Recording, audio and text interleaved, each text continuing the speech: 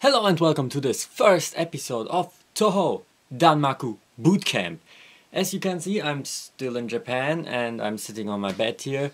I will try to get some kind of studio set up as soon as I'm back in Germany, but for now this has to be enough. You may ask, what is this? Well, this is a new and like my first real format on this channel, since the vlogs are running out with the end of my Japan trip. And in this format I will try to explain or to show you some basic tricks and tips and hints on how to get really good in Touhou. Yeah, I would say, well, let's start! Whoa! So in this first episode we're going to tackle some of the very basics of the Touhou gameplay. So we are really on the very basics here. If you already played Touhou sometimes, you should know most of this. This is like the very first beginner's introduction part, so you may already know most of this stuff. For those of you who don't know, or for those of you who know it but still want to watch the video, welcome. As you may or may not know, you probably know this because you're watching this video, Kappa.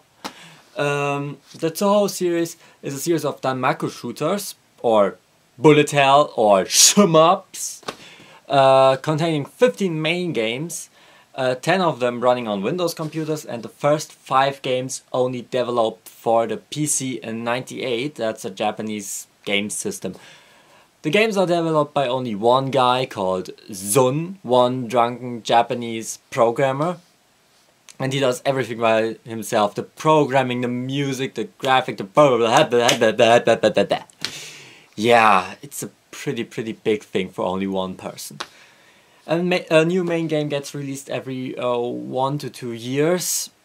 But there are lots of side games, photographs, fighting, alternate Danmaku games like Impossible Spellcard. If you don't know what it is, go to YouTube. And there are tons of fan games. But let's put all this crappy introduction stuff to the side, because let's start with the real tutorial. In Touhou you have to fly with your character through 6 stages. Every stage consists of the main stage part itself, with smaller stage enemies and maybe a mid-boss, like the big final boss, but only like small in the middle of the stage. And of course the big final boss at the end of the stage. The stages are auto-scrollers, so you can't speed them up, and you probably don't want to speed them up. But you can't also slow them down, even if you want to. Life sucks, right? The main aspect of the game is to dodge the many shiny and beautiful bullets on the screen. This may look hard, but actually isn't that much. The hitboxes of the character sprite and of the bullets are way smaller than they seem to be. If you get hit by one of the bullets, you lose a life. If you lose all of your lives, it's game over. Easy as that. There isn't something like a health bar where you get hit and you lose a part of your health bar but you're still alive. No. If you get hit, you're dead. If you die, if you're dead, you're dead. Yeah. Basically it's like that. But you can prevent yourself from dying even if you already got hit by activating a spell card or bomb in the earlier games. This will create a strong attack against your enemies, and it makes you invincible for a few seconds. You also have a very small time frame after dying where you can still activate one of those spell cards and survive. This is called a Counterspell or a death bomb in the player base. But I wouldn't rely too much, because the timer to activate one of those attacks varies between the game, but it's usually around 0.2 and 0.4 seconds in the most games. Just as a small comparison, the human reaction time is around 0.35 seconds. So most of the time it's not even possible to react that fast. In general you have to know in advance that you're going to be hit. Every game has its own individual system to give you resources. but explaining all the systems would be way too much for this one video, so I will talk about this in another episode of this series. Bosses in Touhou have different attacks divided into spell cards and non-spells. A non-spell is basically a normal attack. It repeats during a fight, maybe with some changes, but the general idea stays the same.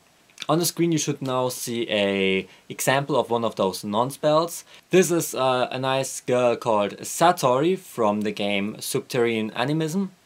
Her first non-spell and her second non-spell, they look pretty similar, but they are still somewhat different.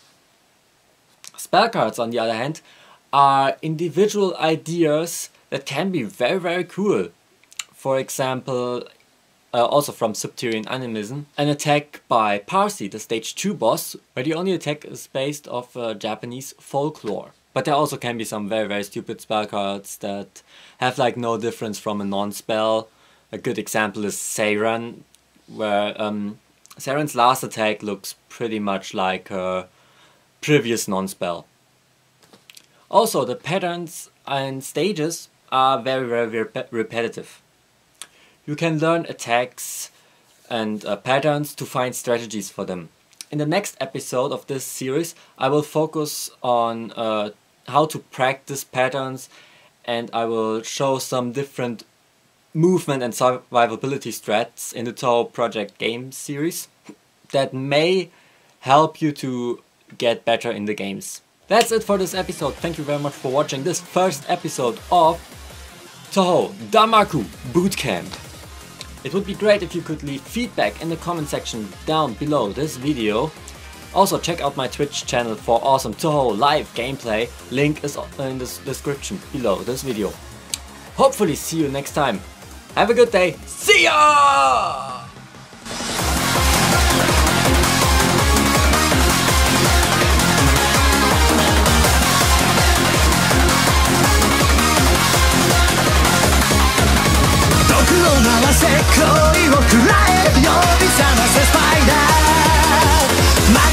She could cause and the guinea out of so I might have